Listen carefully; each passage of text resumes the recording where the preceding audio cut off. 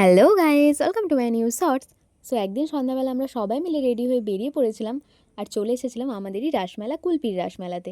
তো তোমরা কারা কারা আমার মতো কুলপির রাসমেলাতে গিয়েছিলে তারা আমাকে অবশ্যই কমেন্ট করে জানাবে। মেলাতে প্রবেশ করেই আমরা প্রথমে চলে এসেছিলাম রাসমেলার মূল আকর্ষণ রাধাকৃষ্ণ ঠাকুর। তো সেখান থেকেই আমরা রাধাকৃষ্ণকে প্রণাম জানিয়ে তারপর চলে এসেছিলাম বড়মার কাছে। প্রায় অনেক দিন থেকে আমরা প্ল্যান করেও যেতে পারিনি নৈহাটির বড়মার কাছে, তাই বড়মা নিজে থেকেই চলে এসেছিলো আমাদের কুলপির রাসমেলাতে। তো অপূর্ব সুন্দর লাগছিল দেখতে, আর সত্যি কথা বলতে গেলে মনটা সত্যিই জুড়িয়ে গিয়েছিল, যেন একটা চোখের শান্তি। চোখটা জুড়িয়ে যাওয়ার পরে আমরা সবাই মিলে প্রবেশ করেছিলাম আমাজনের জঙ্গলে। আর সেই আমাজনের জঙ্গলে আমরা যা পরিমাণে ভয় পেয়ে গিয়েছিলাম, আর সেই ভয়ের চোটেই আমরা সবাই মিলে খেয়ে নিয়েছিলাম ফুচকা খেয়ে নেওয়ার পরেও আমাদের তখনও পেট ভর্তি হয়নি, তাই আমরা সবাই মিলে আবারও চলে গিয়েছিলাম রেস্টুরেন্ট, আর সেখান থেকে খেয়ে নিয়েছিলাম চাউমিন। সবশেষে আমরা খেয়ে নিয়েছিলাম একটু ককটেল, আর তারপরে আমরা সবাই মিলে চলে এসেছিলাম একটু রাইডের কাছে। আর এখানে এসে দেখলাম আমার এক বন্ধুর সাথে দেখা হয়ে গিয়েছে।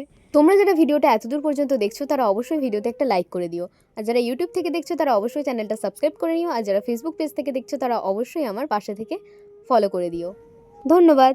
তো বন্ধুর সাথে দেখা হয়ে যাওয়ার পর আমরা সবাই মিলে চলে এসেছিলাম কুলপি স্টেশন। সো চলো আমরা এখন বাড়িতে যাই, আর তোমরা আরও শর্টসের জন্য সাবস্ক্রাইব করে দিও। বাই বাই, খুব তাড়াতাড়ি দেখা হচ্ছে নেক্সট একটা শর্টসে। টাটা।